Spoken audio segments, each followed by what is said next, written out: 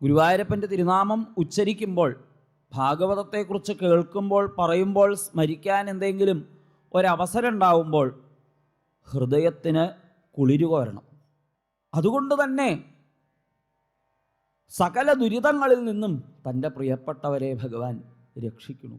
ഈ ജീവിതത്തിൽ സമ്പാദിക്കാൻ ഒരൊറ്റ ഒന്നേ ഉള്ളൂ. അതെന്ത്?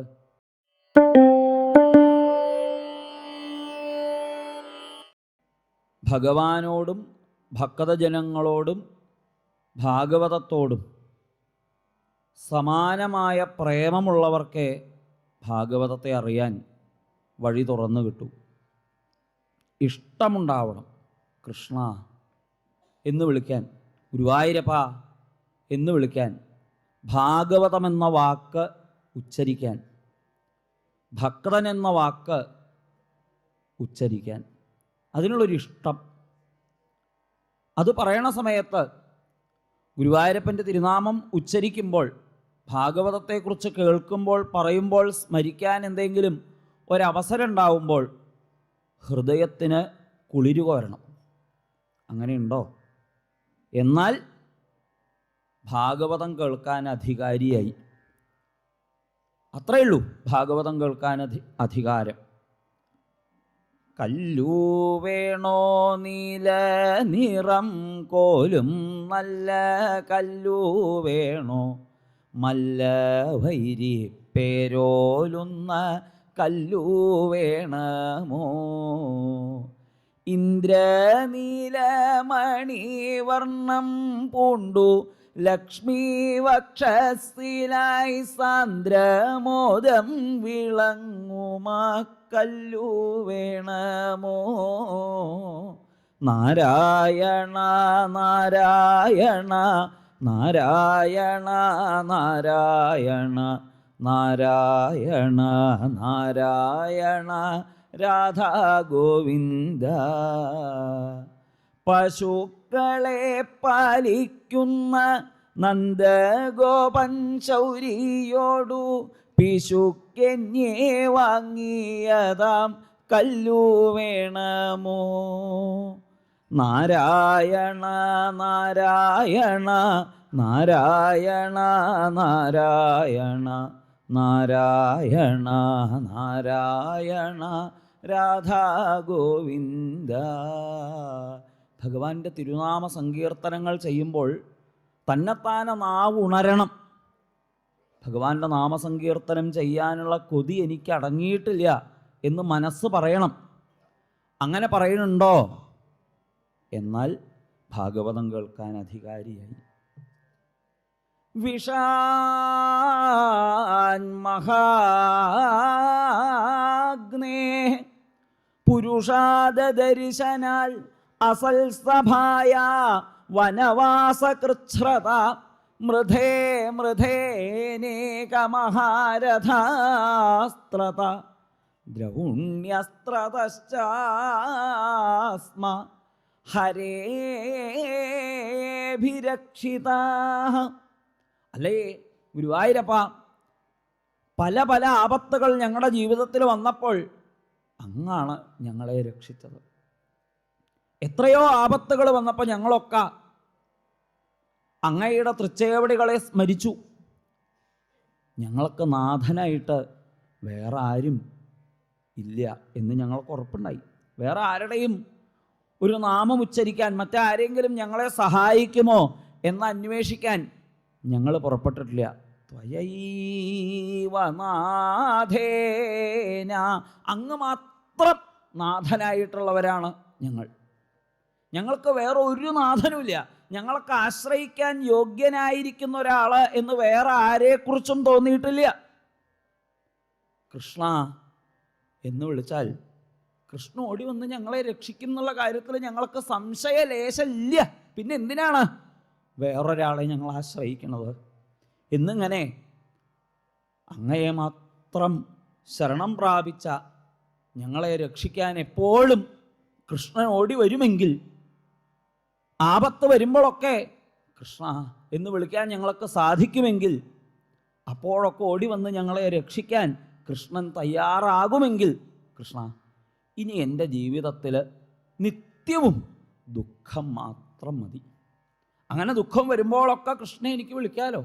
അങ്ങനെ ദുഃഖം വരുമ്പോഴൊക്കെ കൃഷ്ണൻ്റെ അടുത്തേക്ക് ഓടി വരുമല്ലോ. വിപദസന്തു നശ്വൽ തത്ര തത്ര ജഗദ്ഗുരോ ഭവതോ ദർശനം യൽസ്യാൽ അപുനർഭവദർശനം. അപുനർഭവത്തെ തരുന്നതാണ് അങ്ങയുടെ ദർശനം. ഇനി ജനിക്കേണ്ട എന്ന നിലയിലേക്ക് എത്തിക്കുന്നതാണ് അങ്ങയുടെ ദർശനം.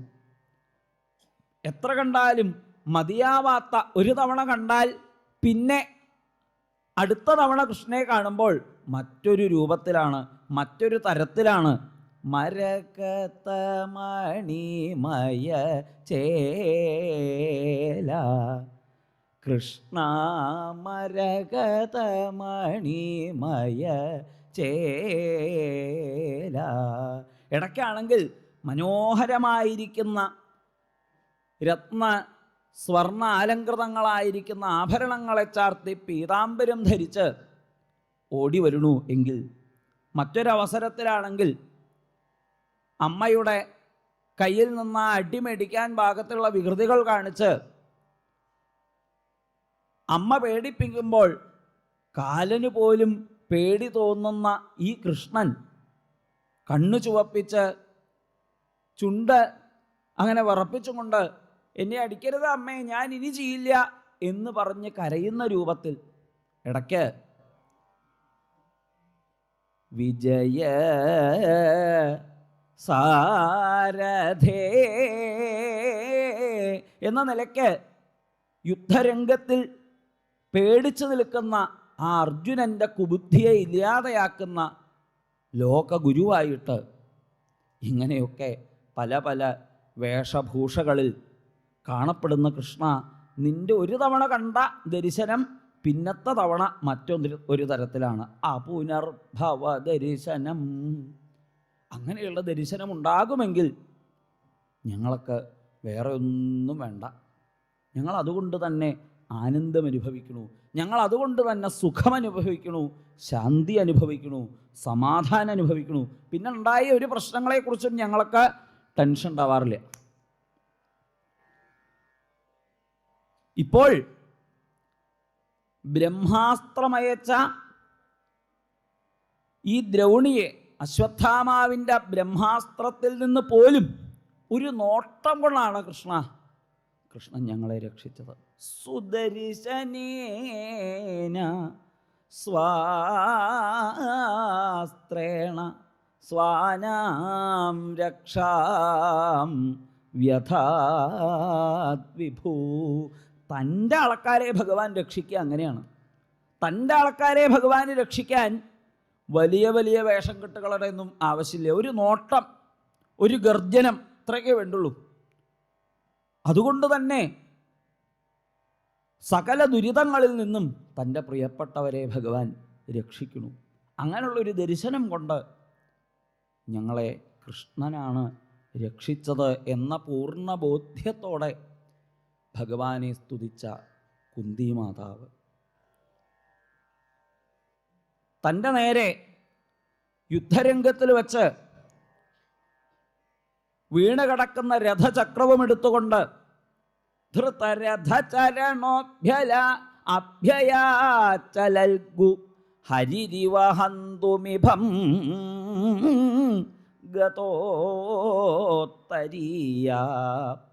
ഗതോത്തരീയനായിക്കൊണ്ട് ഇഭം ഹന്തും ഹരി ഇവ ആനയുടെ മസ്തകം അടിക്കാൻ പുറപ്പെടുന്ന സിംഹത്തെ പോലെ രഥചക്രവും എടുത്തുകൊണ്ട് ഭീഷ്മരുടെ നേരെ ഭഗവാൻ ഒരു ചാട്ടം ചാടി.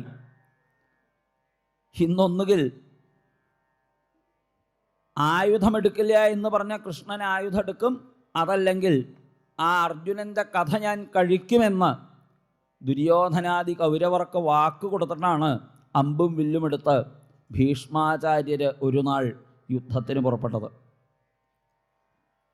അന്ന് അർജുനൻ്റെ കഥ കഴിക്കാനായിട്ട് പുറപ്പെട്ട ഭീഷ്മരുടെ പ്രവൃത്തി കണ്ട് സഹിക്കാഞ്ഞ് തൻ്റെ വാക്ക് തെറ്റിക്കാൻ കൃഷ്ണൻ തയ്യാറായി. എൻ്റെ വാക്ക് തെറ്റണതിൽ എനിക്ക് വിരോധമൊന്നുമില്ല, പക്ഷെ ഭീഷ്മരുടെ വാക്ക് തെറ്റരുത് എന്ന് കണക്കാക്കി സ്വനിഗമമപഹായ മൽപ്രതിജ്ഞാമൃതമധികർത്തും അവപ്ലുതോ രഥസ്ഥ. രഥത്തിലിരുന്നിരുന്ന ഭഗവാൻ എൻ്റെ വാക്ക് സത്യാക്കാൻ തൻ്റെ വാക്ക് വേണ്ടാന്ന് വെച്ചു. തൻ്റെ നേരെ വധഭീഷണി മുഴക്കിക്കൊണ്ടുവരുന്ന ഭഗവാനെ കണ്ടപ്പോൾ എന്നോട് ഇത്രയും പ്രിയമുള്ളത് കൊണ്ടല്ലേ ഭഗവാൻ ഇങ്ങനെ ചെയ്യണത് എന്ന് തിരിച്ചറിയാനുണ്ടായ ഭീഷ്മരുടെ വിവേകം, അതുണ്ടായാൽ ഹൃദയം ശുദ്ധമായി എന്നർത്ഥം. യത്കിഞ്ചിൽ പൗരുഷം പുംസാം മേനേ കൃഷ്ണാനുകമ്പിതം. കൃഷ്ണൻ്റെ അനുകമ്പ ഇല്ലെങ്കിൽ ആരും ഒന്നുമല്ല എന്ന് തിരിച്ചറിഞ്ഞ അർജുനാദികളാകുന്ന പാണ്ഡവരുടെ ആ ചിത്തശുദ്ധി, കൃഷ്ണൻ ഈ ലോകത്തെ ഉപേക്ഷിച്ചു എന്നറിഞ്ഞതോടുകൂടി തൻ്റെ മഹിമയായിട്ട് ഉയർത്തിപ്പിടിച്ച് നടന്നേരുന്ന ഗാണ്ഡീവം വില്ലിനെ വെറും നിലത്തുകുത്തി നടക്കുന്ന ഒരു വടിയാക്കിയിട്ട് അസ്തതേജനായി യുധിഷ്ഠിരാദികളുടെ മുൻപിലേക്ക് എത്തിച്ചേർന്ന അർജുനൻ പറഞ്ഞത് വഞ്ചിതോഹം മഹാരാജ. അല്ലേ മഹാരാജാവേ, ഞാൻ വഞ്ചിക്കപ്പെട്ടു, ശ്രീഹരിയാൽ വഞ്ചിക്കപ്പെട്ടു. ഭഗവാൻ വഞ്ചിക്കേ? അതെ, എൻ്റെ എല്ലാ കഴിവുകളും എനിക്ക് നൽകി അനുഗ്രഹിച്ചേർന്നത് കൃഷ്ണനാണ് എന്ന് തിരിച്ചറിഞ്ഞ് കൃഷ്ണനെ ആരാധിക്കാൻ ഒരിക്കൽ പോലും എന്നെ കൃഷ്ണൻ അനുവദിച്ചില്ല. ഞാനെന്താ വിചാരിച്ചത്? എൻ്റെ കേമത്തം കൊണ്ടാണ് ഞാൻ വലിയ ആളായത്, ഞാൻ തപസ് ചെയ്തിട്ടാണ്, ഞാൻ വിദ്യ അഭ്യസിച്ചിട്ടാണ്, ഞാൻ എൻ്റെ കഴിവ് പല ദിക്കിലും തെളിയിച്ചിട്ടാണ്.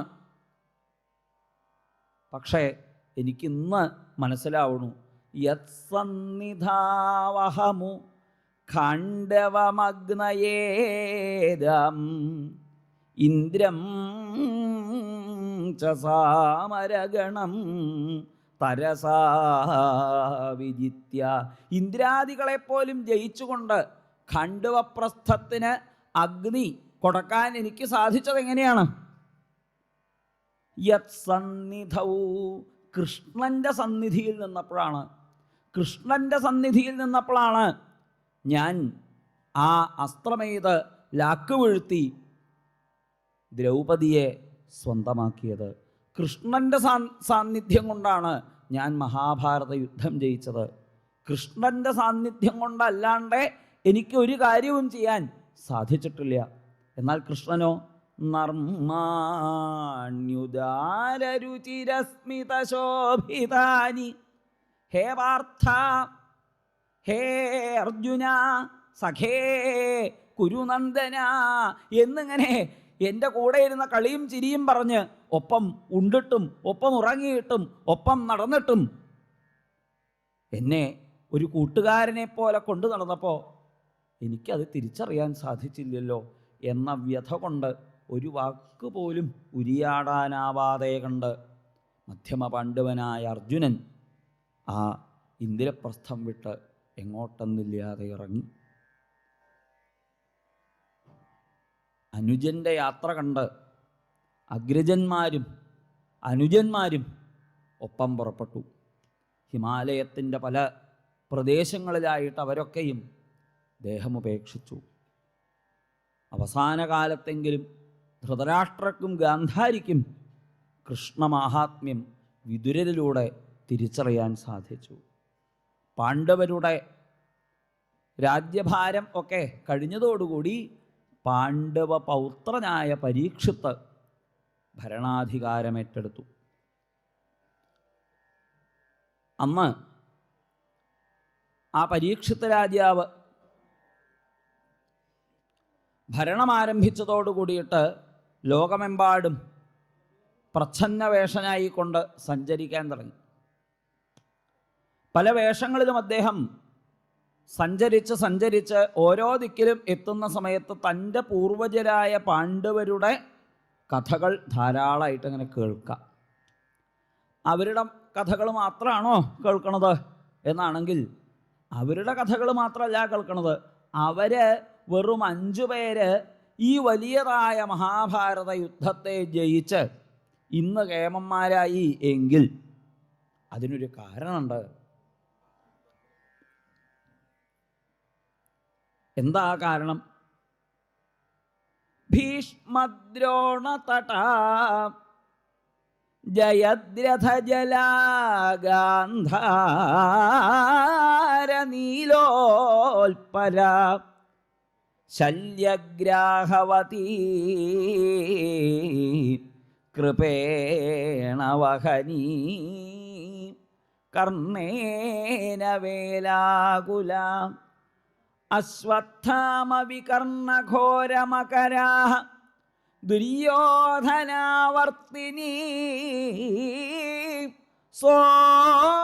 സോത്തീർണാ ഖലു പാണ്ഡവൈ രണനദീ കൈവർത്തക കേശവ. അന്ന് അവർക്ക് ഈ രണനദി കടക്കാൻ കൈവർത്തകനായിട്ട് ആരുണ്ടായിരുന്നു? കേശവനുണ്ടായി. ഭീഷ്മരും ദ്രോണരുമാകുന്ന വലിയ തീരങ്ങൾ, ജയദ്രഥനാകുന്ന ജലം, ശകുനിയാകുന്ന ആമ്പൽ, അത് വിടരുന്ന രാത്രിയെ വിരിയൂ, ആർക്കും കാണാൻ സാധിക്കില്ല. നീലനിറ. രാവിൽ നീല നിറത്തിൽ ഒരു പുഷ്പം വിരിഞ്ഞാൽ അതാര് കാണുന്നു? രാത്രി ഈ പൂവ് വിരിഞ്ഞിട്ടുണ്ടോ എന്ന് നോക്കാൻ പോണവർ മാത്രമേ കാണൂ. അത്ര കൊള്ളരുതാത്തവർക്ക് മാത്രമേ ഈ ശകുനിയുമായിട്ടുള്ള സംഘം തന്നെ ഉണ്ടാവുള്ളൂ. അങ്ങനെയുള്ള രാത്രീഞ്ചരന്മാർക്ക് പാകമായിട്ടുള്ള ആളായിരുന്നു ഈ ശകുനി.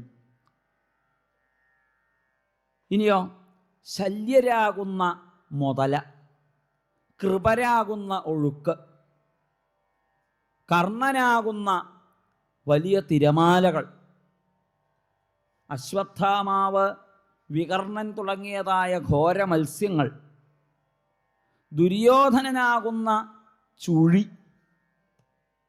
ഇങ്ങനെയൊക്കെയുള്ള ഈ രണത്തെ, ഈ രണനദിയെ കടക്കാൻ ഈ 5 പേർക്ക് എങ്ങനെ സാധിച്ചു? അവരുടെ കയ്യിൽ ഒരു തുഴക്കാരനും അയാൾ തുഴയുന്ന ഒരു തോണിയും ഉണ്ടായിരുന്നു. ആ തുഴക്കാരനാണ് കേശവൻ, കൃഷ്ണൻ. അപ്പം ആ കൃഷ്ണൻ കൂടെ ഉണ്ടായിരുന്നത് കൊണ്ടാണ് എൻ്റെ മുത്തച്ഛന്മാരൊക്കെ മഹിമയുള്ളവരായി തീർന്നത് എന്നുള്ള കൃഷ്ണമാഹാത്മ്യ സൂചകങ്ങളായ കഥകൾ കേട്ടിട്ടാണ് പരീക്ഷിത്ത് കുട്ടിക്കാലത്ത് തന്നെ രാജ്യം ഭരിക്കാൻ തുടങ്ങിയപ്പോൾ വളർന്നു വന്നത്. അങ്ങനെ വളർന്നു വന്ന ആ പരീക്ഷിത്ത് രാജാവ് ഒരിക്കൽ ഒരു പശുവും ഒരു വൃഷവും കൂടിയിട്ട് വർത്തമാനം പറയുന്ന കാഴ്ച കണ്ടു. പശു തൻ്റെ ദുഃഖം ഈ വൃഷത്തോട് പറയുകയാണ്. വൃഷം തൻ്റെ ദുഃഖത്തിന് കാരണമൊക്കെ തൻ്റെ കർമ്മങ്ങൾ തന്നെ എന്ന് ആശ്വസിക്കുകയാണ്. ഇവർ 2 പേരുടെയും ദുഃഖത്തിന് കാരണമെന്ത് എന്ന് അന്വേഷിക്കേണ്ട ഉത്തരവാദിത്വം തനിക്കുണ്ട് എന്ന നിലയ്ക്കാണ് പരീക്ഷിത്ത് രാജാവ് അവരുടെ അടുത്തേക്ക് ചെന്നത്. ആ രാജാവ് അടുത്തേക്ക് എത്തിയതോടു കൂടിയിട്ട് അവരുടെ ദുഃഖത്തിന് എന്ത് കാരണം, ആരാണ് നിങ്ങളെ വേദനിപ്പിക്കുന്നത് എന്നൊക്കെ അന്വേഷിച്ചു. വാളുയർത്തിപ്പിടിച്ച് വന്ന രാജാവ് രക്ഷാസാമർഥ്യം കാണിച്ചും കൊണ്ട് നിങ്ങളുടെ ദുഃഖത്തിന് കാരണക്കാരൻ ആരായാലും അവരുടെ കഥ ഞാൻ കഴിക്കും എന്നൊക്കെ പറഞ്ഞത് കേട്ടപ്പോൾ ഈ വൃഷം പറഞ്ഞു, ഓരോരുത്തരും അനുഭവിക്കുന്ന കർമ്മഫലങ്ങൾക്ക് കാരണം അവരവരുടെ കർമ്മങ്ങൾ തന്നെയാണ്. അതിനനുസരിച്ച് പലതും അവരവരിവിടെ അനുഭവിക്കണു എന്നല്ലാണ്ട് ഇതിന് മറ്റൊരാളെ കുറ്റം പറയണതിലൊന്നും അർത്ഥമില്ല. ധർമ്മം ബ്രവീഷി ധർമ്മജ്ഞ. അല്ലയോ ധർമ്മജ്ഞ, അങ്ങ് ധർമ്മത്തെ പറയുന്നു. അതുകൊണ്ട് വെറും ഒരു വൃഷമാവാൻ സാധ്യതയില്ല. അങ്ങ് ധർമ്മോസി വൃഷരൂപധൃക്ക്, അങ്ങ് വൃഷരൂപത്തെ ധരിച്ചിരിക്കുന്ന ധർമ്മമാണ്. സ്വാഭാവികമായിട്ടും അടുത്ത് നിൽക്കുന്ന പശു ആരായിരിക്കും? ഭൂമിയായിരിക്കും എന്ന് പരീക്ഷത്ത് തിരിച്ചറിഞ്ഞു. ഭൂമിയുടെയും ധർമ്മത്തിൻ്റെയും ദുഃഖം, ദുഷ്ടരായ ആളുകളുടെ വൃദ്ധി കൊണ്ട്, കലികാല കോലാഹലങ്ങളെ കൊണ്ട് ഒക്കെ വന്നു ചേർന്നിരിക്കുന്ന പ്രയാസങ്ങൾ, ഈ പ്രയാസങ്ങളെ കൊണ്ട് ഭൂമി തൻ്റെ ശരീരം വ്രണപ്പെട്ട് ഏറെ ഖിന്നയായി ദുഃഖത്തോടെ വൃഷത്തിൻ്റോട് തൻ്റെ കഥയൊക്കെ പറയുകയാണ്. വൃഷസ്യ നഷ്ടൻ ത്രീൻ പാദൻ തപസ് സത്യം ദയ ദാനം, ഇങ്ങനെയൊക്കെയുള്ള 4 പാദങ്ങളാണ് ഈ ധർമ്മത്തിനുള്ളത്. ഇതിൽ സത്യമല്ലാത്ത 3ഉം ഏകദേശം ഈ കലിപുരുഷൻ തല്ലി ഓടിച്ചിട്ടുണ്ട്. ഇനി അവശേഷിക്കുന്ന ഒരു പാദം എന്ന് പറയണത് സത്യം മാത്രമാണ്. വലിയ തിരക്കടില്ല. വരാമെന്ന് പറഞ്ഞാൽ ആൾക്കാർ വരണമൊക്കെ ഉണ്ട്, വരാണ്ടിരിക്കണമൊന്നുമില്ല. അപ്പം ഏകദേശം കുറച്ചൊക്കെ ഒരു സത്യം ബാക്കിയുണ്ട്. തരാമെന്ന് പറഞ്ഞാൽ തരുന്നുണ്ട്. അപ്പം അങ്ങനെയൊക്കെയുള്ള സത്യമല്ലാത്ത ബാക്കി തപസ് ഒട്ടുമില്ല, ദയ ഒട്ടുമില്ല, ഒരാൾക്ക് എന്തെങ്കിലും കൊടുക്കുക എന്നുള്ളത് ഒട്ടുമില്ല. അപ്പം ഇങ്ങനെയുള്ള നല്ല ഗുണങ്ങളൊക്കെ ജനങ്ങളിൽ നിന്ന് പോയിരിക്കുന്നു. ഇതിന് കാരണം കലികാലമാണ് എന്ന് പരീക്ഷത്ത് കണ്ടെത്തി. ആ പരീക്ഷത്ത് രാജാവ് ഉടൻ തന്നെ കലിപുരുഷന് നേരെ വാളുമേർത്തിക്കൊണ്ട് പുറപ്പെട്ടു. നീ എൻ്റെ നാട്ടിൽ നിൽക്കാൻ പാടില്ല. മഹാത്മാക്കളായ പാണ്ഡവരുടെ ഭരണം കൊണ്ട് സമ്പന്നമായിരിക്കുന്ന ഈ നാട്ടിൽ നിനക്ക് സ്ഥാനമില്ല, ഇവിടുന്ന് ഇപ്പോൾ പോകണം. അതല്ലാന്നുണ്ടെങ്കിൽ എൻ്റെ കഥ ഞാൻ കഴിക്കുന്നുണ്ട് എന്ന് പരീക്ഷത്ത് രാജാവ് കലിയോട് പറയുകയുണ്ടായി. അപ്പോഴാണ് ആ കലിപുരുഷൻ കുറേ ഓടി നോക്കി രക്ഷ കിട്ടണില്ല എന്ന് കണ്ട് പരീക്ഷത്തിൻ്റെ തന്നെ കാൽക്കൽ ശരണം പ്രാപിച്ചു. ശരണാഗതരെ ഒരിക്കലും ഉപേക്ഷിക്കുന്നതായ പാരമ്പര്യം പാണ്ഡവർക്കില്ല. അതുകൊണ്ട് ശരണാഗതരെ വധിക്കില്ല. പക്ഷേ നീ ഇവിടെ നിൽക്കാൻ പാടില്ല. നവർത്തിതവ്യം ഭവതാ കഥഞ്ജന ക്ഷേത്രേ മദീയേ ത്വം അധർമ്മബന്ധു. നീ അധർമ്മത്തിൻ്റെ ബന്ധുവാണ്, അതുകൊണ്ട് നീ ഇവിടെ നിൽക്കാൻ പാടില്ല എന്ന് ആക്രോശിച്ച ആ പരീക്ഷത്ത് രാജാവിനോട് കലി കാല് പിടിച്ച് കേണപേക്ഷിക്കണു. ഇതെൻ്റെ കാലം, എനിക്ക് എവിടേക്കും പോകാൻ നിവൃത്തിയില്ല. അതുകൊണ്ട് അങ്ങ് നിർദ്ദേശിക്കുന്ന സ്ഥലത്ത് ഞാനിരുന്നോളാം. അങ്ങ് എവിടെ വെച്ചാൽ പറഞ്ഞാൽ ഞാൻ അവിടെ ഇരുന്നോളാം. അങ്ങനെ പരീക്ഷിത്ത് കലിക്ക് 4 സ്ഥാനങ്ങൾ കൊടുക്കാൻ തയ്യാറാവുകയാണ്. ഇതിനൊരു കാരണം, എന്തുകൊണ്ട് നിർബന്ധമായിട്ട് പരീക്ഷത്ത് കലിയോട് ഇവിടുന്ന് പോകണം എന്ന് പറഞ്ഞില്ല? കാൽക്കൽ വീഴാൻ അനുവദിക്കാതെ ആ കലിയുടെ കഥ കഴിക്കാൻ പരീക്ഷത്ത് എന്തുകൊണ്ട് പുറപ്പെട്ടില്ല? കാൽക്കൽ വന്ന് വീഴണതിൻ്റെ മുമ്പ് തന്നെ കഥ കഴിക്കാറുന്നില്ലേ എന്നാണെങ്കിൽ, ഈ സജ്ജനങ്ങളുടെ സ്വഭാവം എന്താ? സാരം എന്താണോ അതിനെ മാത്രമാണ് ഒരു പൂവിൽ നിന്ന് വണ്ടുകൾ സ്വീകരിക്കുക പതിവുള്ളത്. അനവധി ദുഷിപ്പുകൾ ഈ കലികാലത്തിനുണ്ട്. എങ്കിലും ഈ കലേഹേ ദോഷനിധേ രാജൻ അസ്തിഹ്യേകോ മഹാൻ ഗുണ. ഈ ദോഷനിധിയായിരിക്കുന്ന കലികാലത്ത് ഒരു ഗുണമുണ്ട്. എന്താ ഗുണം? കീർത്തനാദേവ കൃഷ്ണസ്യ മുക്തസംഗ പരം വ്രജേൽ. ഭഗവാന്റെ കീർത്തനത്തെ കൊണ്ട് തന്നെ സകല പ്രയാസങ്ങളിൽ നിന്നുള്ള മുക്തി ഉണ്ടാവും. അതാ ഈ കലികാലത്തിൻ്റെ ഗുണം. അതെയോ, അത് വളരെ എളുപ്പമല്ലേ? നാമം ജപിക്കുക എന്ന് പറഞ്ഞാൽ ഒട്ടും എളുപ്പമല്ല. അതിനാണ് ഏറ്റവും പ്രയാസമുള്ളത്. വലിയ വലിയ ഘടാഘടിയൻ സംഗതികളൊക്കെ പറയാൻ നമുക്ക് സാധിക്കും, ഉഗ്രം പ്രസംഗങ്ങളൊക്കെ നടത്താൻ നമുക്ക് സാധിക്കും. പക്ഷെ ഒരു നാമം ജപിക്കാറാവണച്ചാൽ കുറച്ചൊന്നുമല്ല പ്രയാസം. അതിൽ നിന്ന് പല പല വിധങ്ങളിൽ എന്തിന് ദേവന്മാർ പോലും നമ്മൾ ആ ഭഗവാനെ ഉപാസിക്കുന്നതിൽ നിന്ന് മുടക്കാൻ വരും. ദേവാഹ ധാരാതി രൂപിണ വിഘ്നാൻ കുറുവന്ത്യയം ഹ്യസ്മാൻ ആക്രമ്യ സമയാത്പരം എന്നൊക്കെ ഏകാദശത്തിൽ പറയും. നമ്മളൊരു സൽക്കർമ്മം ചെയ്യാൻ പുറപ്പെട്ടാൽ അത് മുടക്കാൻ ധാരാളം ആളുണ്ട്. ആദ്യത്തെ പ്രഭാഷണത്തിൽ നമ്മൾ കേട്ടു. അത്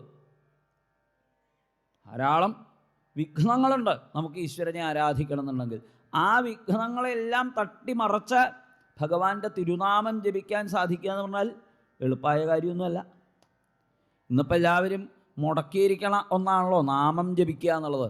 നാമം ചെല്ലലില്ലാത്തൊരു ഭവനം എവിടെ ഉണ്ടായിരുന്നില്ല. പക്ഷേ ഇന്ന് നാമം ചെല്ലണ ഭവനമാണ് ഇല്ലാത്തത്.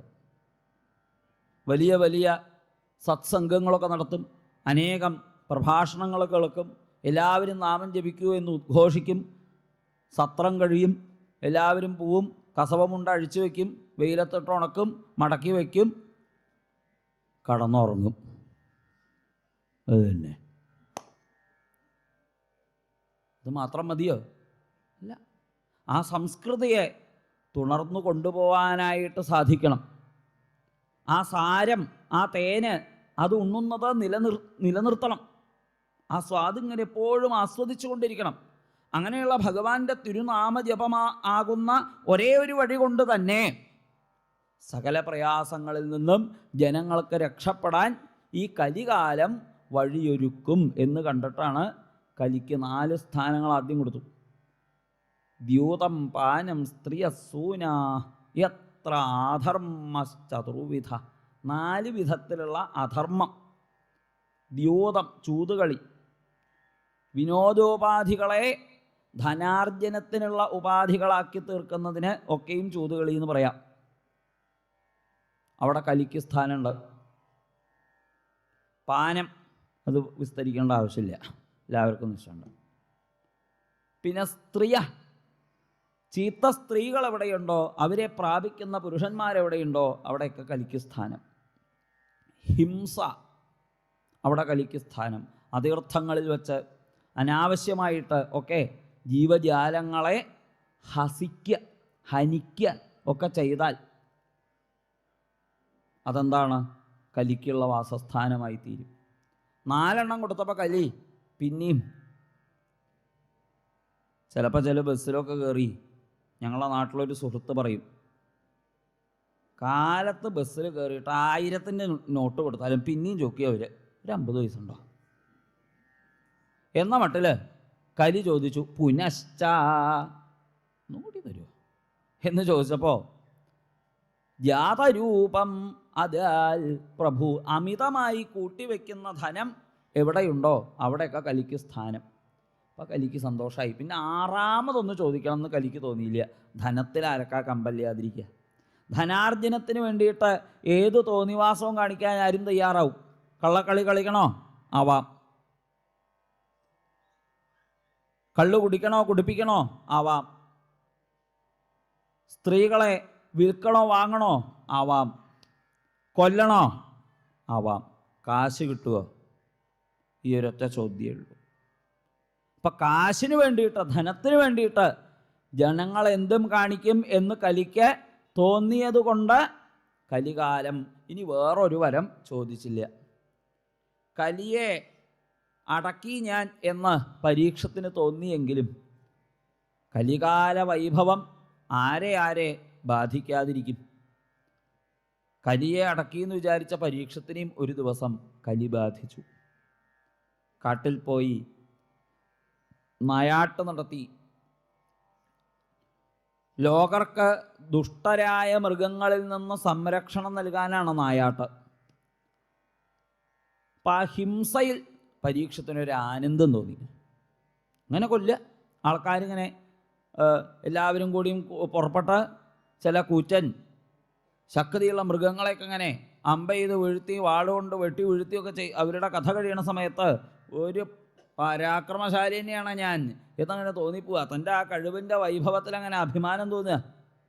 ഞങ്ങളുടെ നാട്ടിൽ അങ്ങനെ ഒരാളുണ്ടായിരുന്നു. സന്ധ്യയായാൽ അദ്ദേഹം ഒരു കസേരയിട്ട് ആ കസേരയുടെ മുമ്പിൽ ഒരു സ്റ്റൂളിട്ട് ആ മുണ്ടൊക്കെ എന്നങ്ങനെ മടക്കി കുത്തി കാലങ്ങനെ നീട്ടി ആ സ്റ്റൂൾ മുമ്പിലേക്ക് വെച്ച് അവിടെ ഇരിക്കും. എന്തിനാ? കുറച്ചു നേരം കഴിഞ്ഞാൽ നല്ല സംഗീത സാന്ദ്രമായ അന്തരീക്ഷം ആരംഭിക്കുകയായി.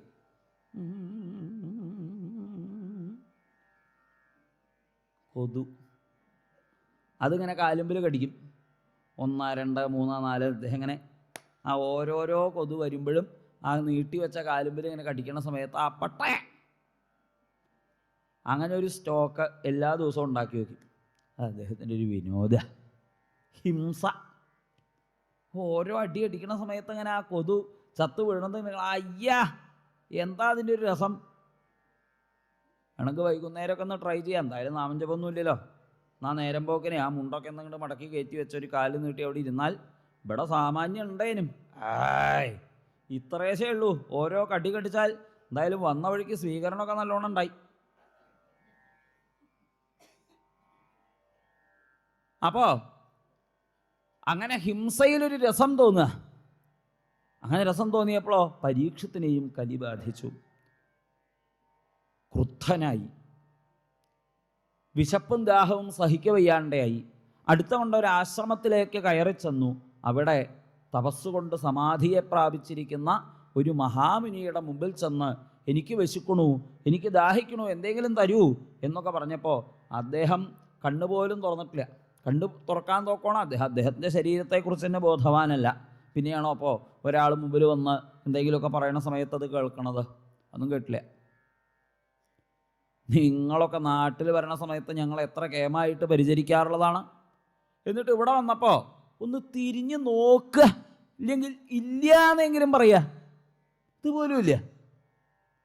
നേരെയാക്കാം, കാണിച്ചു തരാം ഞാൻ എന്ന് പറഞ്ഞ് അവിടെ കടന്നേരുന്ന ഒരു ചത്ത പാമ്പിൻ്റെ ശവശരീരത്തെ എടുത്ത് തൻ്റെ ആ വില്ലിൻ്റെ അറ്റം കൊണ്ട് തോണ്ടി ഈ മഹാത്മാവിൻ്റെ കഴുത്തിൽ കൊണ്ടുപോയിട്ടു.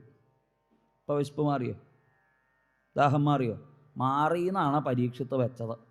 പിന്നെ അവിടെ നിന്ന് അവിടെ പോയി കടക്കട്ടെ അവിടെ. ഇത് ആ മഹാത്മാവിൻ്റെ ആശ്രമത്തിലുള്ള ഒരു ഉണ്ണി. ആ ഉണ്ണി അറിഞ്ഞു. കൂട്ടുകാർ പറഞ്ഞ് ഇതറിഞ്ഞ ആ ഉണ്ണി ഭഗവാൻ ശ്രീകൃഷ്ണൻ ലോകത്തെ ഉപേക്ഷിച്ചതോടുകൂടി ദുഷ്ടരായ രാജാക്കന്മാർക്ക് താൻ പോരിമ കുറച്ച് കൂടിയിട്ടുണ്ട്.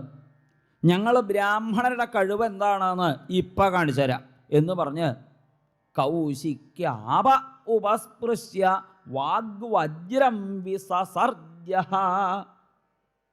കയ്യിൽ വെള്ളമെടുത്ത് അങ്ങോട്ട് ശപിച്ചു. ആരാണോ മര്യാദയെ ലംഘിച്ച ഇപ്രകാരം പ്രവർത്തിച്ചത് അതാരായാലും വേണ്ടില്ല, അയാളെ ഇന്നേക്ക് 7ാമത്തെ ദിവസം തക്ഷകൻ എന്ന മഹാസർപ്പം ദംശിച്ച് മരിക്കാനിടവരട്ടെ എന്ന് ശപിച്ചു. തൻ്റെ ആശ്രമത്തിലേക്ക് എത്തിച്ചേർന്ന് മുൻപിലിരിക്കുന്ന ആ മഹാത്മാവ് കണ്ണു തുറക്കണത് വരെയും ഈ ഉണ്ണി എന്താ വേണ്ടത് വെച്ചല്ലാണ്ട് ആകെ പരിഭ്രമിച്ച് അദ്ദേഹത്തിൻ്റെ മുമ്പിൽ നിന്ന് നിലവിളിക്കാൻ തുടങ്ങി. എപ്പോഴോ കണ്ണു തുറന്ന് നോക്കി ആ മഹാത്മാവ് ഈ ഉണ്ണി കരയണതാ കണ്ടത്. എന്തു പറ്റി എന്ന് അന്വേഷിച്ചപ്പോഴാണ് ഈ വർത്തമാനം അറിയിച്ചത്. നിശമ്യ ശപ്രമതദർഹം നരേന്ദ്രം സബ്രാഹ്മണോ നാത്മജം അഭ്യനന്ദൽ. ഒട്ടും നന്നായി എന്ന് ആ ബ്രാഹ്മണൻ പറഞ്ഞില്ല. അഹോ ബതാംഹോ മഹദജ്ഞ തേ കൃതം അൽപീയസി ദോഷ ഉരുർദമോ ധൃതഃ. അല്ലേ ഉണ്ണി, നീ ചെയ്തത് മഹാപാപമായി തീർന്നു. എന്തുകൊണ്ട്? ഈ രാജാവ് ചെയ്ത പ്രവൃത്തിക്ക് ആ രാജാവ് മരിച്ചു പോട്ടെ എന്നൊക്കെ ശപിക്കാൻ തോക്കോണം ദുഷ്പ്രവൃത്തിയൊന്നും അദ്ദേഹം ചെയ്തിട്ടില്ല. പിന്നപ്പോൾ ശപിക്കുകയൊക്കെയാണോ നമ്മൾ വേണ്ടത്? ബ്രാഹ്മണരൊക്കെ ശ്രേയസ് എന്താ? ക്ഷമ. ക്ഷമയാ രോചത്തെ ലക്ഷ്മി ബ്രാഹ്മി സൗരീ യഥാ പ്രഭ. സൂര്യന് പ്രഭ എന്നതുപോലെ ബ്രാഹ്മണർക്ക് എന്താ വേണ്ടത്? ക്ഷമ. അതില്ലേ? അതില്ലെങ്കിൽ ബ്രാഹ്മണനായിട്ടില്ല. ഇതിങ്ങനെ ഇട്ടും കൊണ്ട് നടന്നുകൊണ്ട് കാര്യമാവില്ല. ക്ഷമയുണ്ടാവണം. അതുകൊണ്ട് നീ ചെയ്തത് ഒട്ടും നന്നായില്ല ഉണ്ണി. അപ്പോഴേക്ക് ഈ ഉണ്ണിക്ക് ആകെ വിഷമായി. താൻ ആ മഹാത്മാവിന് സന്തോഷാവട്ടെ എന്ന് തിരിച്ചടാ ചെയ്തത്. ഇപ്പോഴോ അത് അബദ്ധമായി എന്നായതോടുകൂടി ഉറക്ക കരയാൻ തുടങ്ങി. സാരമില്ല, ഇനി അദ്ദേഹത്തെ പോയി വിവരമറിയിക്കൂ എന്ന് പരീക്ഷിത്ത് രാജാവിനെ ചെന്ന് വിവരമറിയിക്കാനായിട്ട് ഏൽപ്പിച്ചു. ആ സമയത്താകട്ടെ പരീക്ഷിത്ത് രാജാവ് എന്തു ചെയ്യണു എന്നല്ലേ? മഹീപതിസ്ത്വഥ തൽക്കർമ്മഗരിഹ്യം വിചിന്തയൻ ആത്മകൃതം സുദുർമന. താൻ നന്നായി ചിന്തിക്കാതെ കണ്ട് വലിയൊരു അപരാധം ചെയ്തു എന്ന് പരീക്ഷിത്ത് രാജാവിന് തോന്നി. അദ്ദേഹം ഞാൻ ഒരു അനാര്യനെ പോലെ പ്രവർത്തിച്ചിരിക്കുന്നു, ഞാനൊരു സജ്ജനത്തിന് യോജിക്കാത്ത വിധത്തിൽ പ്രവർത്തിച്ചിരിക്കുന്നു. അനാര്യൻ എന്ന് വെച്ചാലോ ഒട്ടും ശ്രേഷ്ഠന് സഹജമായിരിക്കുന്ന ഗുണങ്ങളോട് കൂടിയ ആളാണ് ആര്യൻ എന്ന് വിളിക്കുക. അതില്ലാണ്ടേ ആയാലോ അനാര്യൻ. ഒരു മര്യാദക്കാരൻ ചെയ്യേണ്ട പ്രവൃത്തിയാണോ താൻ ചെയ്തത് എന്ന് പരീക്ഷത്ത് ആലോചിച്ചു. അല്ല, ഞാൻ സകലതും വിട്ടുകൊണ്ട് തപസ്സുകൊണ്ട് ത്രിപുടിയെ ഭേദിച്ചിരിക്കുന്ന സമാധിസ്ഥനായിരിക്കുന്ന ആ മഹാത്മാവിനെ ഞാൻ അവമാനിച്ചിരിക്കുന്നു. ഇതറിഞ്ഞ് പരീക്ഷിത്ത് രാജാവ് വിശപ്പും ദാഹമൊക്കെ അവനവൻ്റെ ചെന്ന് അങ്ങോട്ട് മാറിയപ്പോഴാണ് ആ കലിയൊക്കെ എന്നങ്ങോട്ട് അടങ്ങിയതേ. താൻ ചെയ്ത പ്രവൃത്തിയെക്കുറിച്ചൊന്ന് ഇങ്ങനെ പുനരാലോചിച്ചപ്പോൾ കഷ്ടം എന്ന് തോന്നി. ധ്രുവം തതോ മേ കൃതദേവഹേളനാൽ ദുരത്യയം വ്യസനം നാതിദീർഘാൽ തദസ്തു കാമം ത്വഖ നിഷ്കൃതായ മേ യഥാ ന കുര്യാം പുനരേവമദ്ധാം. ഞാൻ ചെയ്തതായ ഈ ദുഷ്പ്രവൃത്തിക്ക് തക്കതായ ഫലം എനിക്ക് ഉടനെ കിട്ടും. ഉറപ്പിച്ചു, ഇതിനുള്ളത് എനിക്ക് കിട്ടാണ്ടിരിക്കില്ല. ഇനി നമ്മളാച്ചാ അടുത്തത് എന്താ ചെയ്യുക? ഇങ്ങനൊരു പാപം ചെയ്തു പോയി, നമ്മളെന്ത് ചെയ്യും? അടുത്തത് എൻ്റെ ഭഗവാനെ പറ്റിക്കരുതേ എന്ന് പ്രാർത്ഥിക്കും. പക്ഷെ പരീക്ഷത്ത് എന്താ പ്രാർത്ഥിച്ചത്? പറ്റിക്കണേ. തദസ്തു കാമം, ഇതെനിക്ക് വരട്ടെ. എന്താണോ ഇതിന് തക്കതായ ഫലം ഞാൻ അനുഭവിക്കേണ്ടത് അത് എനിക്ക് വരട്ടെ. ഇനി ഇങ്ങനൊരു ദുഷ്പ്രവൃത്തി ചെയ്യാൻ എനിക്ക് തോന്നരുത്. അതിന് പാകത്തിൽ ഉടനെ എനിക്കിതിൻ്റെതായ ഫലം വരട്ടെ. എൻ്റെ രാജ്യമോ എൻ്റെ ബലമോ ഞാൻ സമ്പാദിച്ചു വെച്ചതായിട്ടുള്ള ഐശ്വര്യങ്ങളോ ഒക്കെ നഷ്ടപ്പെട്ടാലും എനിക്ക് വിരോധമില്ല. ഇനി ഇതുപോലെ ദുഷ്പ്രവൃത്തി ചെയ്യാൻ എനിക്ക് തോന്നരുത്. അപ്പോഴാണ് ആ മുനിസുതൻ അവിടെ എത്തിച്ചേർന്ന് ശാപവൃത്താന്തം അറിയിച്ചത്. നന്നായി. ഒട്ടും കാലതാമസമില്ലാത്ത തക്ഷകൻ തന്നെ ദംശിക്കുമെന്ന് ഉറപ്പായതോടുകൂടി പരീക്ഷത്തിന് പൂർണ്ണമായ വിരക്തി ഉണ്ടായി. താനെന്നോ തൻ്റേതെന്നോ ഒന്നിലും വിചാരമില്ലാതെ ഈ ലോകത്ത് ഒന്നിനാലും എന്നെ സന്തോഷിപ്പിക്കാൻ ആർക്കും ഇനി സാധിക്കില്ല എന്ന് തീർച്ചയാക്കി. ഇനി ഒരൊറ്റ കാര്യത്തിനെ എന്നെ സന്തോഷിപ്പിക്കാൻ സാധിക്കുള്ളൂ. അതെന്ത് കാര്യം? കൃഷ്ണാഘ്രിസേവാം അധിമന്യമാന. കൃഷ്ണാഘ്രിസേവ മാത്രമേ ഇനി എനിക്ക് രക്ഷയായിട്ടുള്ളൂ. ഭഗവാന്റെ അഘ്രിസേവ, അത് മാത്രമേ എനിക്കിനി ചെയ്യാനുള്ളൂ. ഭഗവാന്റെ പാദസേവ. യോഗീന്ദ്രാണാം ത്വദംഗേഷ്വധിക സുമധുരം മുക്തിഭാര്യാന്നിവാസോ ഭക്താനാം കാമവർഷദ്യുതരുകിസലയം നാഥ തേ പാദമൂലം.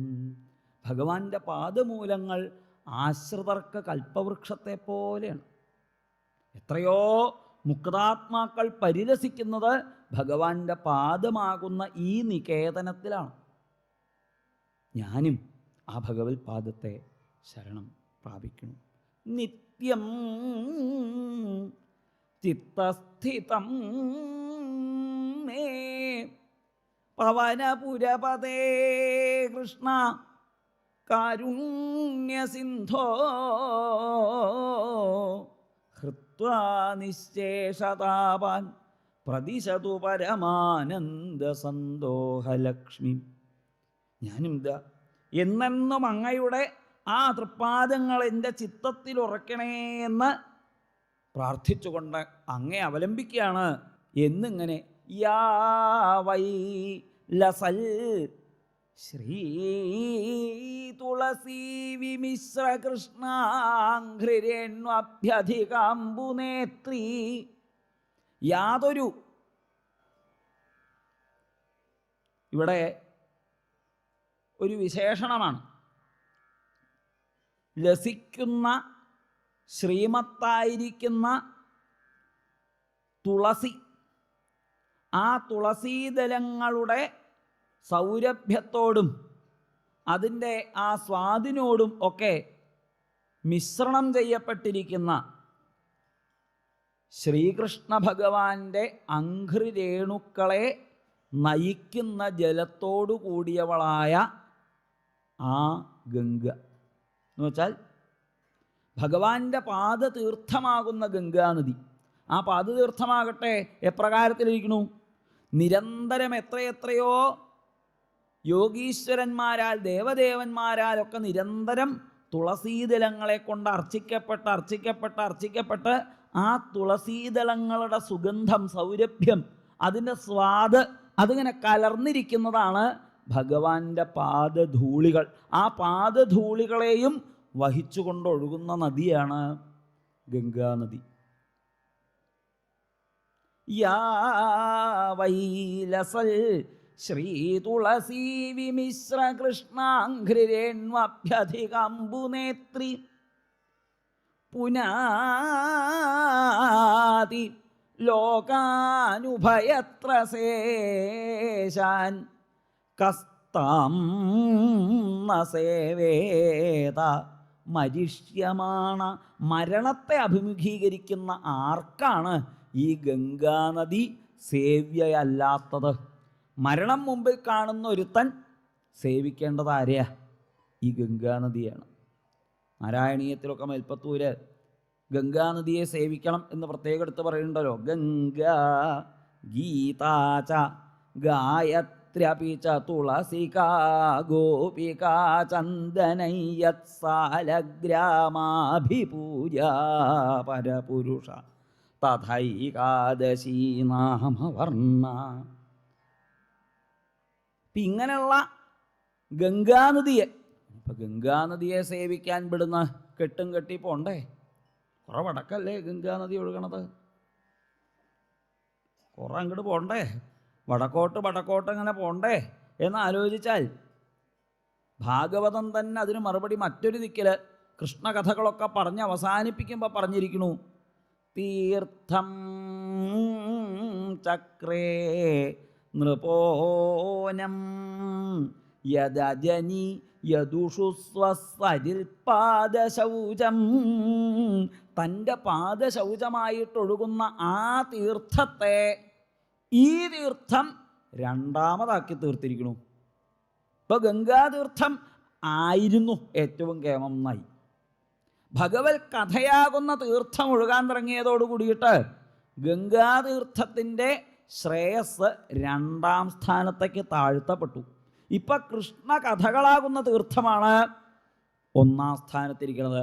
അതുകൊണ്ട് ആ ഗംഗയിൽ മുങ്ങാൻ സാധിച്ചില്ലെങ്കിലും ഈ ഗംഗയിൽ മുങ്ങാൻ സാധിച്ചാൽ മതി. ആ ഗംഗയിൽ മുങ്ങണച്ചാൽ കുറേ അങ്ങോട്ട് നടക്കണം. എന്നാൽ ഈ ഗംഗയിൽ നടക്കണച്ചാലോ ഈ ഗംഗ മടിയിൽ വന്നിരിക്കും. ഇന്നിപ്പോൾ എത്ര ആളുടെ മടിയിലായിരിക്കണത്? ഈ ശ്രീമദ് ഭാഗവതാഖ്യനായിരിക്കുന്ന ഈ കൃഷ്ണനോളം ജനങ്ങളുടെ മടിയിലിരിക്കണ വേറൊരു ഗ്രന്ഥമുണ്ടോ? ഇവിടെ എത്ര ഗ്രന്ഥങ്ങളുണ്ടോ ലോകത്ത്? പിടിച്ചാൽ പിടികിട്ടാത്ത ഗ്രന്ഥങ്ങൾ. പക്ഷേ പിടിവിടാണ്ട് ഇനി നമ്മളങ്ങോട്ട് വിടണം തിരിച്ചാലും ഇങ്ങോട്ട് പിടിവിടാണ്ട പിടിച്ചിരിക്കുന്ന ഈ ഭാഗവത സ്വരൂപിയാകുന്ന ഭഗവാനെ ആശ്രയിച്ചാൽ മതി. ഈ ഗംഗയെ ആശ്രയിച്ചാൽ മതി. ആശ്രയിക്കണം കേട്ടോ. ആശ്രയിക്കേണ്ടതെന്ന് നാട്ടിൽ നിന്ന് അടിച്ചിട്ട് കാര്യമില്ല. ഓ ഞാനൊക്കെ വലിയ ഭാഗവതത്തിൻ്റെ ആളാണ് എന്ന് അടിച്ചിട്ട് കാര്യമില്ല. പിന്നെയോ നേരെ ആശ്രയിക്കണം. നിഷ്കപടമായിട്ട് ആശ്രയിക്കണം. ആദ്യം പറഞ്ഞുവല്ലോ, ഭാഗവതം ഇങ്ങനെ കേൾക്കുമ്പോൾ തന്നെ ഹൃദയത്തിനൊരു കുളിരുണ്ടാവുന്ന വിധത്തിലുള്ളൊരു ഇഷ്ടം. നമ്മുടെ മക്കളുടെയൊക്കെ പേര് കേൾക്കണ സമയത്ത് നമുക്കുണ്ടാവണ ഒരു കുളിര്, കൃഷ്ണ എന്ന് വിളിക്കണ സമയത്തുണ്ടാവുന്നൊരു കുളിര് ഭാഗവതമെന്ന് കേൾക്കണ സമയത്തുണ്ടാവുണ്ടെങ്കിൽ രക്ഷപ്പെട്ടു. അപ്പം അത്തരത്തിലുള്ളൊരു ഗംഗാനദിയെ ശരണം പ്രാപിക്കാനാണ് പരീക്ഷിത്ത് രാജാവും ഇപ്പോഴാ തയ്യാറായിരിക്കുന്നത്. പരീക്ഷിത്ത് രാജാവ് എല്ലാം ഉപേക്ഷിച്ചും കൊണ്ട് ഇനി എത്ര ദിവസം തനിക്ക് പ്രായം ബാക്കിയുണ്ടോ അത്രയും കാലം ഭഗവാനെ സേവിക്കുക തന്നെ എന്നുറച്ചു. അതാണ് പ്രായം എന്ന വ്രതത്തെ സ്വീകരിച്ചു. ഇനി തനിക്ക് എത്ര പ്രായമുണ്ട്? ഇനി 7 ദിവസമേ പ്രായമുള്ളൂ. അത് കഴിഞ്ഞാൽ പിന്നെ കഥ കഴിയായി. അതുകൊണ്ട് ശേഷായുസ്സിനെ കൊണ്ട് ഭഗവാനെ സന്തോഷിപ്പിക്കാം എന്ന് പരീക്ഷിത്ത് തീർച്ചയാക്കി. ഗംഗാനദിയുടെ തീരത്ത് അദ്ദേഹം ചെന്നിരുന്നപ്പോഴേക്കും അവിടേക്ക് അനേകം സജ്ജനങ്ങൾ എത്തിച്ചേർന്നു. തത്രോപജഗ്മു ഭുവനം പുനാനാ മഹാനുഭാവാ മുനയസ്തശിഷ്യാഃ പ്രായേണ തീർത്ഥാഭിഗമാപദേശൈഃ സ്വയം ഹി തീർത്ഥാനി പുനന്തി സന്തഃ. ഭാരതത്തിൽ അനേകം തീർത്ഥങ്ങളുണ്ട്. ഈ തീർത്ഥങ്ങളെയൊക്കെ താന്താങ്ങളുടെ സ്പരിശത്തെ കൊണ്ട് തീർത്ഥീകരിക്കുന്നവരായ സജ്ജനങ്ങൾ അവിടെ എത്തിച്ചേർന്നു. അവർ എത്ര പേര്? അത്രി, വസിഷ്ഠൻ, ച്യവനൻ, ശരദ്വാൻ, അരിഷ്ടനേമി, ഭൃഗു, അങ്കിരസ്, പരാശരൻ, ഗാധീപുത്രൻ, പരശുരാമൻ, ഇന്ദ്രപ്രമദൻ, യുദ്ധമവാഹൻ എന്നിങ്ങനെ വലിയ വലിയ വലിയ ഒരു നിര തന്നെ അവിടെ എത്തിച്ചേർന്നു. അവരെ എല്ലാവരെയും പരീക്ഷിത്ത് രാജാവ് നമസ്കരിച്ചിട്ട് പറഞ്ഞു, നിങ്ങളുടെ വാത്സല്യം ഒട്ടും ചെറുതല്ല. നിങ്ങളുടെ കൂട്ടത്തിൽപ്പെട്ട ഒരാളെയാണ് ഞാൻ നിന്ദിച്ചത് അല്ലേ? എന്നിട്ടും ഞാൻ എല്ലാം ഉപേക്ഷിച്ച് ഗംഗാനദിയുടെ തീരത്ത് വന്ന് ഭഗവാനെ ആശ്രയിക്കാൻ തയ്യാറായപ്പോൾ നിങ്ങളെല്ലാം മറന്ന് എന്നെ അനുഗ്രഹിക്കാനായിട്ട് ഇതാ ഓടി വന്നിരിക്കണമല്ലോ. നിങ്ങളെപ്പോലെയുള്ള സജ്ജനങ്ങളുമായിട്ടുള്ള സംഘം അത് ഇനിയും ഇനിയും ഉണ്ടാവണേന്ന് പ്രാർത്ഥിച്ചുകൊണ്ട് പരീക്ഷിത്ത് അവരോട് ചോദിച്ചു, അല്ലേ മഹാത്മാക്കളെ, മൃത്യുവെ അഭിമുഖീകരിക്കുന്ന ഒരുവൻ എന്ത് കേൾക്കണം, എന്ത് പറയണം, എന്ത് സ്മരിക്കണം, എന്ത് ചെയ്യണം, എന്തരുത്, ഇതൊക്കെ നിങ്ങളൊന്ന് പറഞ്ഞു തരണേ. ഈ ഒരു ചോദ്യം പരീക്ഷിത്ത് ചോദിച്ചപ്പോൾ അവരാരും ഇതിന് മറുപടി പറയാൻ തൽക്കാലം പുറപ്പെട്ടില്ല. അവർ പരീക്ഷത്തിനെ ആശംസിച്ചു. അങ്ങേക്ക് ഇങ്ങനെ ഒരു നല്ല ബുദ്ധി തോന്നിയതിൽ അത്ഭുതമൊന്നുമില്ല. അങ്ങ് പാണ്ഡവരുടെ കുലത്തിൽ ജനിച്ച ആളല്ലേ? മഹാത്മാക്കളെ വന്ദിച്ച് മാത്രം പരിചയമുള്ള പാണ്ഡവരുടെ കുലത്തിൽ ജനിച്ച അങ്ങേക്ക് ഇങ്ങനെ ഒരു നല്ല ബുദ്ധി തോന്നിയതിൽ അത്ഭുതമൊന്നുമില്ല എന്ന് പറഞ്ഞ് ആശംസിച്ചു എന്നല്ലാണ്ട് അവരാരും ഈ ചോദ്യത്തിന് മറുപടി കൊടുക്കാൻ തൽക്കാലം തയ്യാറായില്ല. അപ്പോഴാണ് അവിടേക്ക് വളരെ യാദൃച്ഛികമായി തത്രാഭവൽ ഭഗവാൻ വ്യാസപുത്രോ യദൃച്ഛയാ ഗാമടമാനോനപേക്ഷ അലക്ഷ്യലിംഗോ നിജലാഭതുഷ്ടോ വൃതശ്ച ബാലൈഃ അവധൂതവേഷ. അവധൂതവേഷനായിക്കൊണ്ട്, നഗ്നനായിക്കൊണ്ട്, ഒരു പൂണൂല് പോലുമായിട്ട് ബന്ധമില്ലാതെ കണ്ടാൽ 16 വയസ്സ് പ്രായം തോന്നിക്കുന്ന ഉണ്ണിയായിക്കൊണ്ട്, വേദവ്യാസ സൂനുവായിരിക്കുന്ന ശ്യാമള കോമളവർണ്ണത്തിൽ പാറിപ്പറക്കുന്ന തലമുടി ഇഴകളോടുകൂടിയിട്ട് ദീർഘങ്ങളായിരിക്കുന്ന കാൽമുട്ടുകളോളം നീണ്ടുകിടക്കുന്ന കൈകളോടുകൂടിയിട്ട് പീനങ്ങളായിരിക്കുന്ന ഉന്നതങ്ങളായിരിക്കുന്ന ആ മാംസളമായിരിക്കുന്ന ദേഹത്തോടു കൂടിയിട്ട് വിസ്തൃതമായ മാറിടത്തോടും കൃശമായ ഉദരത്തോടും സുന്ദരങ്ങളായിരിക്കുന്ന ഓരോ അവയവങ്ങളുടെ സാദൃശ്യം കൊണ്ടും കണ്ടാൽ കാമദേവനോ എന്ന് തോന്നിപ്പിക്കുന്ന ദിവ്യ സൗന്ദര്യത്തോടുകൂടി സാക്ഷാൽ ശുകബ്രഹ്മഋഷി ഗംഗാതീരത്തുകൂടി അനേകം സ്ത്രീ ബാലന്മാരാൽ ചുറ്റപ്പെട്ടും കൊണ്ട് അവിടേക്ക് അങ്ങോട്ട് എത്തിച്ചേർന്നു. ശുകമഹർഷിയെ കണ്ടതോടുകൂടിയിട്ട് ശുകമഹർഷിയുടെ അച്ഛനും മുത്തച്ഛനും നാരായണച്ഛനുമാകുന്നവരടങ്ങുന്ന ആ സഭയിലിരിക്കുന്ന സജ്ജനങ്ങളാകട്ടെ പൊടുന്നനെ ചാടി എഴുന്നേറ്റ് ദിവ്യനായ ആത്മതത്വത്തെ സ്വാംശീകരിച്ചിരിക്കുന്ന സച്ചിദാനന്ദൻ തന്നെയായിരിക്കുന്ന ആ ശുകബ്രഹ്മർഷിയെ വീണുകൊണ്ട് നമസ്കരിച്ചു. അവരെല്ലാവരും ശുകമഹർഷിയെ വീണ് നമസ്കരിക്കുന്നത് കണ്ടപ്പോഴാണ് കാമദേവനാണ് എന്ന് വിചാരിച്ച് പിന്നാലെ കൂടിയ സ്ത്രീകളും ഇതെന്തോ വസ്ത്രം ധരിക്കാണ്ടേ ലേശം കുറവുള്ള ആളാട്ടോ എന്ന് വിചാരിച്ച് പിന്നാലെ കൂടിയിരിക്കുന്ന കുട്ടികളുമൊക്കെ അവിടെ നിന്ന് ഓടി രക്ഷപ്പെട്ടത്. മഹാത്മാക്കളെല്ലാവരും കൂടി ആ ശുകമഹർഷിയെ സ്വീകരിച്ചാനയിക്കണു. പരീക്ഷിത് രാജാവ് സമുന്നതമായിരിക്കുന്ന ഇരിപ്പിടത്തിൽ ശുകമഹർഷിയെ ഇരുത്തി അദ്ദേഹത്തെ വീണു നമസ്കരിച്ച് കാല് കഴുകിച്ച് പൂജിച്ചുകൊണ്ട് പറയുന്നു, അഹോ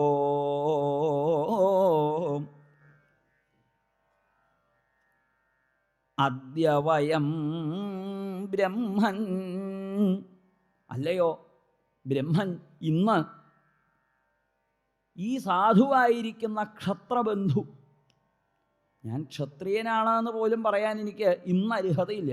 കാരണം അയാൾക്ക് യോജിക്കുന്ന പ്രവൃത്തിയല്ല ഞാൻ ചെയ്തത്. ഇങ്ങനെയുള്ള എന്നോട് കൃപ തോന്നിയിട്ട് അങ്ങ് ഒരതിഥിയെപ്പോലെ എന്നെ വന്ന് അനുഗ്രഹിക്കാൻ തയ്യാറായില്ലോ. നിങ്ങളെപ്പോലെയുള്ള സജ്ജനങ്ങളെ കുറിച്ചൊന്ന് സ്മരിച്ചാൽ മതി ഹൃദയം ശുദ്ധാവാൻ, കാണും കൂടി വേണ്ട. നിങ്ങളൊക്കെ സാധാരണയായിട്ട് ഗൃഹസ്ഥന്മാരുടെ മുമ്പിൽ അങ്ങനെ ധാരാളമായിട്ട് പ്രത്യക്ഷപ്പെടാറുമില്ല. അഥവാ പ്രത്യക്ഷപ്പെട്ടാൽ തന്നെ ഒരു പയ്യനെ കറക്കണ നേരത്തെ ഒന്ന് നിന്നു അത്രയേ ഉള്ളൂ. അങ്ങനെയുള്ള അങ്ങയെപ്പോലെയുള്ള മഹാത്മാവിനെ ഇന്ന് എനിക്ക് കാണാൻ മാത്രമല്ല വീണ് നമസ്കരിക്കാനും അങ്ങയുടെ പാദപൂജ ചെയ്യാനും അങ്ങയുടെ പാദതീർത്ഥം ശിരസാവഹിക്കാനും സാധിച്ചിരിക്കുന്നു. എനിക്ക് ഇന്നൊന്നുറപ്പായി. അപിമേ ഭഗവാൻ പ്രീത കൃഷ്ണ പാണ്ഡുസുതപ്രിയ പൈതൃഷ്വസേയ പ്രീത്യർത്ഥം തൽഗോത്രസ്യാത്മബന്ധവ. കൃഷ്ണൻ പാണ്ഡവരെ രക്ഷിച്ച, പാണ്ഡവർക്ക് പ്രിയനായിട്ടുള്ള, പാണ്ഡവരോട് പ്രിയമുള്ള ആ ഭഗവാൻ പൈതൃഷ്വസേനാകുന്ന ഈ പാണ്ഡവ പൗത്രനാകുന്ന എന്നെ അനുഗ്രഹിക്കാനായിട്ട് അങ്ങ് ഇവിടേക്ക് പറഞ്ഞയച്ചതാണ്. എന്നിൽ ഭഗവാൻ പ്രീതനായി എന്ന് എനിക്ക് ഉറപ്പായി. ഒരു സജ്ജനത്തെ കാണാൻ സാധിച്ചാൽ അതിൻ്റെ അർത്ഥം എന്താ? ഭഗവാൻ പ്രസാദിച്ചു എന്നാണ്. ഭഗവാൻ തന്നെയാണ് സജ്ജനായിട്ട് മുമ്പിൽ വരണത്. അപ്പോൾ ഭഗവാനെ കണ്ടതുപോലെ തന്നെയാണ് ഭക്തനെ കണ്ടാലും. അങ്ങനെയുള്ള അങ്ങയെ കാണാൻ എനിക്ക് സാധിച്ചതുകൊണ്ട് എനിക്ക് വളരെ ഉറപ്പുണ്ട് ഭഗവാൻ എന്നിൽ സന്തോഷിച്ചു എന്ന്.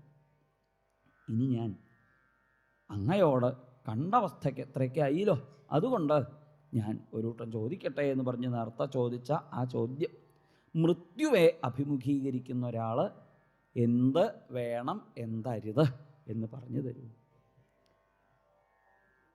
അപ്പോഴാണ് ശുകമഹർഷിയുടെ മറുപടി, വരീയാനേഷ തേ പ്രശ്നഃ കൃതോ ലോകഹിതം നൃപ ആത്മവിത്സമ്മതഃ പുംസാം ശ്രോതവ്യാദിഷു യഃ പരാ. അല്ലയോ പരീക്ഷത്ത് രാജാവേ, അങ്ങയുടെ ചോദ്യം വളരെ നന്നായി. ലോകർക്കൊക്കെയും മംഗളം വരുത്തുന്ന ചോദ്യം അങ്ങ് ചോദിച്ചത്. സ്വന്തം ആവശ്യത്തിനൊരു കാര്യം ചോദിക്കുകയല്ല ചെയ്തത്. അയ്യോ, അല്ലയോ മഹാത്മാവേ, എന്നെ തക്ഷകം കടിക്കും, എന്നെ രക്ഷിക്കണേ, എന്നെ രക്ഷിക്കണേ എന്ന് പറയാണോ ചെയ്തത്? പരീക്ഷത്തല്ല. ലോകർക്കൊക്കെയും മൃത്യുണ്ട്, ഇല്ലേ? കാറ്റ് പോവാത്തവരാരെങ്കിലും ഉണ്ടോ അവിടെ? ആരെങ്കിലും ഉണ്ടോ? കാറ്റ് പോവാത്തവരുണ്ടോ? ഇല്ല, ആരുമില്ല. എല്ലാവരും ഒരിക്കൽ കഥ കഴിയണവരെ. കാറ്റ് കിട്ടണമെന്നില്ല, പിന്നെയല്ല ഇപ്പോൾ പോകേണ്ട കാര്യം, കിട്ടിയിട്ട് വേണമല്ലോ പോവാൻ. അപ്പോൾ എന്തായാലും കാറ്റ് പോവും എന്നുറപ്പാണ്. അതുകൊണ്ട് മൃത്യുവെ എല്ലാവർക്കും അഭിമുഖീകരിക്കണം എന്നുള്ളത് കൊണ്ട് എല്ലാവർക്കും വേണ്ടിയിട്ടുള്ള ചോദ്യമാണ് അപ്പോൾ പരീക്ഷത്ത് ചോദിച്ചത്. നന്നായി. ഇവിടെ വെളിച്ചായ വൈകുന്നേരം വരെ ആളുകൾ പല വിധത്തിലുള്ള കർമ്മങ്ങൾ ചെയ്ത് പലതും സമ്പാദിക്കാനായിട്ട് ശ്രമിക്കുകയാണ്. വെളിച്ചായാൽ വൈകുന്നേരം വരെ ലൗകികമോ ആത്മീയമോ ആയ ഏതെങ്കിലും വിധത്തിലുള്ള സമ്പത്തുണ്ടാക്കാനാണ് ആളുകൾ ഉത്സാഹിക്കുന്നത്, അല്ലേ? പ്രഭാതമായാൽ പോക്കറ്റ് വീർപ്പിക്കാൻ എന്താ വഴി എന്ന് നോക്കും, അതല്ലെങ്കിൽ മനഃശാന്തിക്ക് എന്താ വഴി എന്ന് നോക്കും. റിട്ടയർ ചെയ്യണത് വരെ വീർപ്പിക്കുക, റിട്ടയർ ചെയ്താൽ പിന്നെ ശ്വാസം നേരെ ഒന്ന് മേപ്പട്ടും കിഴപ്പട്ടും പോകാൻ എന്താ വഴിയെന്ന് ആലോചിക്കുക. ഇതന്നെയാണ് വഴി, ഇതന്നെയാണ് എല്ലാവരും ചെയ്യണത്. അപ്പം അക്കാലത്ത് ഇവരൊക്കെ എന്ത് നിരീക്കും? ഇവരൊക്കെ എന്നെ രക്ഷിക്കുന്നുണ്ടാവും. ഈ കുട്ടികളും അച്ഛനും അമ്മയും സുഹൃത്തുക്കളും ഒക്കെ എന്നെ രക്ഷിക്കും എന്ന് നിരീക്കും. പക്ഷേ ശരീരം കളത്രം സുതം ബന്ധുവർഗം വയസ്യം ധനം സദ്മഭൃത്യം ഭുവം ച സമസ്തം പരിത്യജ്യ കഷ്ടമേകോ ഗമിഷ്യാമി ദുഃഖേന ദൂരം കിലാഹം.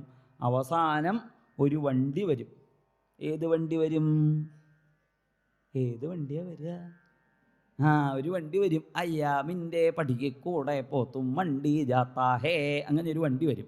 ആ വണ്ടി വരുമ്പോഴോ, അയ്യോ ഞാൻ അടുത്തതിൽ വരാൻ പൊക്കോളൂ എന്ന് പറഞ്ഞാൽ അവർ നിൽക്കൊന്നുമില്ല. അരിപ്പപ്പടം ഉണക്കാട്ടണു എന്ന് പറഞ്ഞാൽ നിൽക്കൊന്നുമില്ല. വാ, ഉടനെ പോണം.